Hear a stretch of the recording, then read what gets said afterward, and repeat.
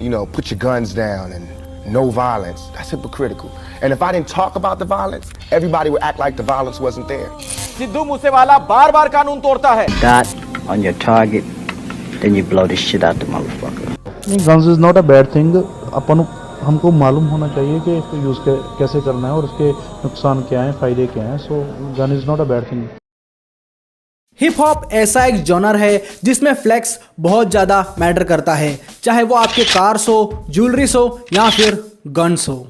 Means ये एक method है अपने आप को गेम में सुपीरियर बताने का, लेकिन एट द सेम टाइम इसके ड्रॉबैक्स भी है जिसमें जान जाने का खतरा रहता है. फिर भी रैपर्स ये रिस्क मोल लेते हैं जिसमें एक मेन रोल प्ले करते हैं guns. Guns hip hop music का ही नहीं बल्कि अमेरिकन स्ट्रीट कल्चर का ही एक हिस्सा है, जहां पे आप देख सकते हो कि आए दिन शूटआउट्स वगैरह होते रहते हैं. एक सर्वे के मुताबिक war countries like Afghanistan, Russia, Ukraine से 3 गुना ज्यादा असला बारूद का अमेरिका के स्ट्रीट्स में ब्लैक मार्केटिंग होता है. इस वायलेंस का शिकार वहां के आम नागरिक ही नहीं बल्कि वहां के आर्टिस्ट भी होते हैं. सो कुछ आर्टिस्ट अपने प्रोटेक्शन के लिए हमेशा गन्स अपने पास रखते हैं और इवन फ्लेक्स भी करते हैं सॉन्ग्स एंड वीडियोस में.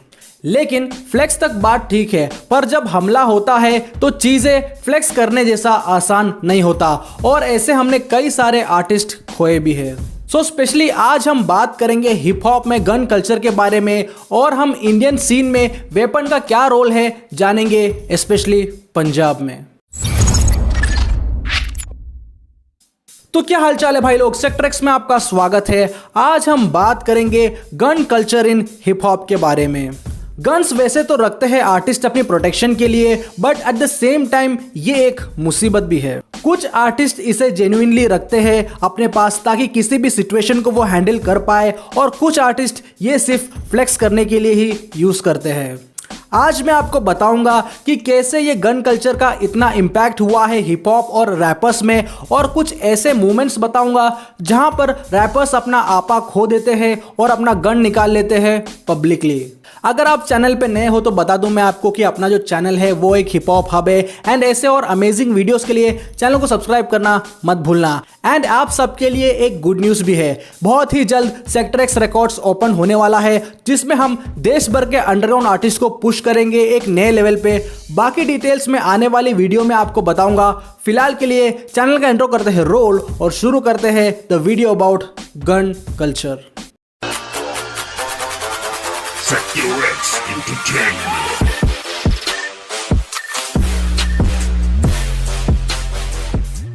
वीडियो में आगे बढ़ने से पहले चेक दिस आउट.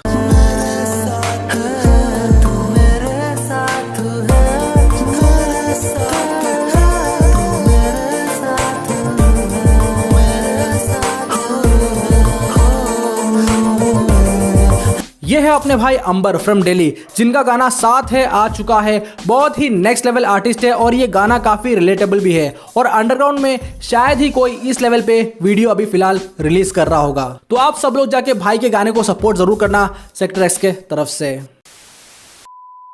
आपको ये जान के हैरानी होगी कि एक टाइम तक हिप हॉप म्यूजिक बहुत ज़्यादा पीसफुल था, यानी जब इसकी शुरुआत हुई थी लेट 80s में.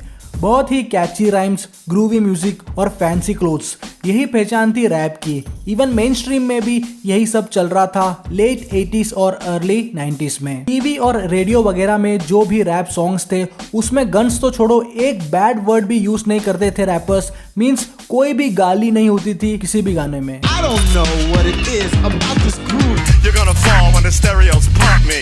I like to rhyme, I like my beats funky. I'm a little bit out of control. It's cool to dance, but तो ये था रैप म्यूजिक एक टाइम तक, जब तक एक रैप फॉर्म उभर के नहीं आता जो था गैंगस्टर रैप. गैंगस्टर रैप जो था वो रियलिटी बता रहा था जो हुड में एक्चुअली हो रहा है. लेजेंडरी आर्टिस्ट आइस टी को क्रेडिट जाता है पहला गैंगस्टर रैप सॉन्ग के लिए. मींस 1986 में आइस टी ने एक गाना ड्रॉप किया था जो था 6 in the morning, जो हिस्ट्री का पहला गैंगस्टर रैप सॉन्ग बना. सो फिर ऐसे ये रेवोल्यूशन आगे बढ़ा, एंड उसके बाद एक ऐसा ग्रुप आया है गेम में जिनने गैंगस्टर रैप म्यूजिक का फेस ही चेंज कर दिया, और गेम में गैंगस्टर रैप के पर्यायवाची बन गए थे वो लोग. Yes, I am talking about NWA. यहां से फिर ट्विस्ट एंड टर्न्स आना शुरू होता है रैप सीन में.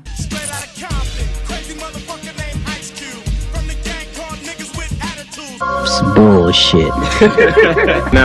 He did easy, does it? NWA upfrontly bad words और गन्स के बारे में रैप करते हैं, मींस वही सब वो बता रहे थे जो हुड में एक्चुअली हो रहा है। NWA अपने आप को स्ट्रीट्स के रिपोर्टर क्लेम करते थे and the main thing is that कि NWA सुप्रीमो इजी-ई एक गैंगस्टर एंड ड्रग डीलर ही थे जो रैपर बने थे। सो जाहिर सी बात है कि वो अपने साथ वायलेंस भरा पास्ट लेके चल रहे थे, प्लस क्रिप गैंग के एक्टिव गैंग मेंबर होने की वजह से वो फुल फ्लैश गन्स वगैरह लेके घूमते थे। And even straight out of Compton movie वगैरह में भी ये सब दिखाया है कि कैसे ये लोग टूर वगैरह पे जाते थे तो गन्स वगैरह कैसे लेके जाते थे अपने टूर बस में। सो ये गन कल्चर को हिप हॉप का एक पार्ट बनाने में गैंगस्टर रैपर्स और NWA का बहुत बड़ा रोल है। और 90s के जो रैपर्स थे वो सच में रियल लाइफ गैंगस्टर्स थे, सो इट मेक सेंस कि वो लोग गन्स लेके फिर रहे हैं। तो बट उसके बाद ऐसी एक जनरेशन आई जिसने गन्स रखना मजबूरी नहीं बल्कि कूल समझा एंड गैंगस्टर दिखने के चक्कर में गन्स वगैरह फ्लेक्स करने लगे।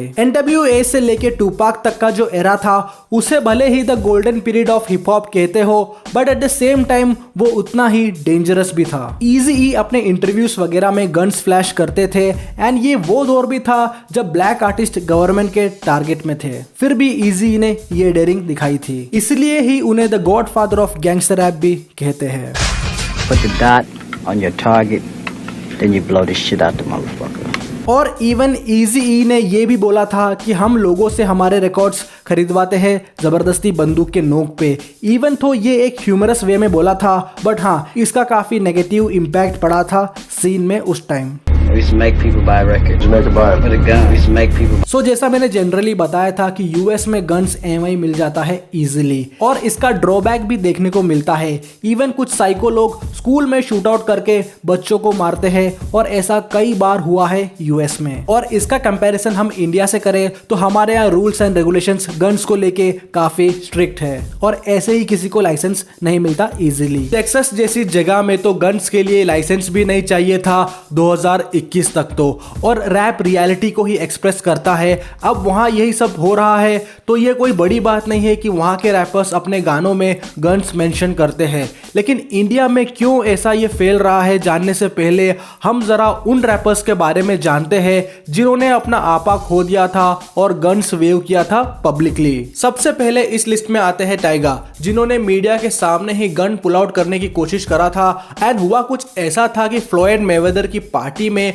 टाइगा का पंगा हो गया था किसी से, सो वो क्लब के सिक्योरिटी ने टाइगा एंड उनके टीम को क्लब से बाहर निकाल दिया था। एंड इस गुस्से में टाइगा ने अपने सिक्योरिटी टीम वाले बंदे का गन लेने के लिए आगे बढ़े, बट ग्रेटफुली वो सिक्योरिटी टीममेट ने सिचुएशन हैंडल कर लिया और वहां से टाइगा को निकाला, और ये सब वहां मौजूद मीडिया के सामने हुआ था। वेल अगर टाइगा को उस दिन गन मिल जाता तो आज कहानी कुछ और होती। देन है रैपर बूंग, जिन्होंने अपने एक इंटरव्यू के दौरान गन फ्लैश किया था और उस रूम में जो भी थे सब ऑलमोस्ट डर गए थे। खैर ये तो स्टुपिडिटी है। All right, you can say whatever you want, whatever on the show. I wouldn't pull the gun out, and I don't feel comfortable having a gun in the studio. फिर है NBA यंगबॉय, जिनका एक video leak हुआ था जिसमें वो एक music video shoot कर रहे थे और उनके हाथ में गन था। वैसे म्यूजिक वीडियोस वगैरह में गन्स दिखा सकते हैं, खोज वो कॉन्सेप्चुअल होता है, लेकिन ये लीक वीडियो ने काफी नेगेटिव अटेंशन गेन किया था NBA यंगबॉय के लिए। खैर वो तो अच्छा हुआ कि उन पे पहले से कोई केस नहीं था, वरना NBA यंगबॉय मुसीबत में आ जाते। अब है 21 सैवेज। एटलांटा में एक पार्टी के दौरान दो गुटों में बहस हो गया था और उस ग्रुप में से एक ग्रुप में थे 21 सैवेज, जिन्होंने अपने हाथ में गन लिया था अपने फ्रेंड के हाथ से और कहते हैं कि ये उन्होंने अपने प्रोटेक्शन के लिए लिया था। वेल देख के तो ये लग नहीं रहा था। खैर ये मैटर वहीं शांत हो गया, बट अगर गोली चल जाती तो हो सकता है कि कुछ बड़ा हादसा हो जाता। अब इस लिस्ट में सबसे गैंगस्टर मोमेंट दिखाने जा रहा हूं मैं एक रैपर का, और आप लोगों के लिए ये एक चैलेंज है कि पहचानना कौन है ये रैपर।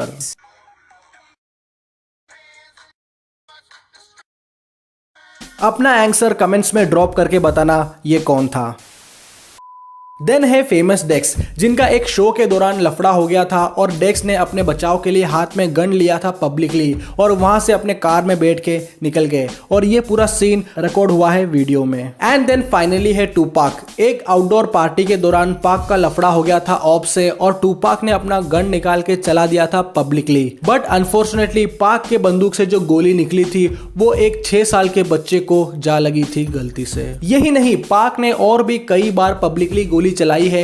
इवन पाक ने 2 अंडरकवर पुलिस वालों पे भी गोली चलाया है बिकॉज वो लोग एक ब्लैक पर्सन को परेशान कर रहे थे रोड पे, इसलिए। सो यस, ये जो रैपर्स हैं जिन्हें लोग गैंगस्टर क्लेम करते हैं वो एक्चुअली में भी वो लाइफ जीते हैं, एंड बाकी रैपर्स जो खुद को गैंगस्टर क्लेम करते हैं खुद से ही, वो कैसे है आप जानते ही हो। वैसे तो कई और भी रैपर्स हैं जिन्होंने पब्लिकली गन निकाला है और इवन गोली भी मारी है लोगों को, लेकिन सबका नाम लेंगे तो ये वीडियो 2-3 पार्ट में बनाना पड़ेगा। और डबेबी को भी इस लिस्ट में ऐड कर लेना, बिकॉज एक बार वो वॉलमार्ट में अपनी गर्लफ्रेंड और बेटी के साथ शॉपिंग कर रहे थे और तभी उन्हें कुछ लोग लूटने आए, बट डबेबी ने इंस्टेंटली रिएक्ट किया और गोली चला दी उन पे, जिनमें से एक की ऑन द स्पॉट डेथ हो गई थी। तो ये तो हो गया बाहर का सीन। अब हम बात करते हैं हमारे इंडियन सीन के बारे में।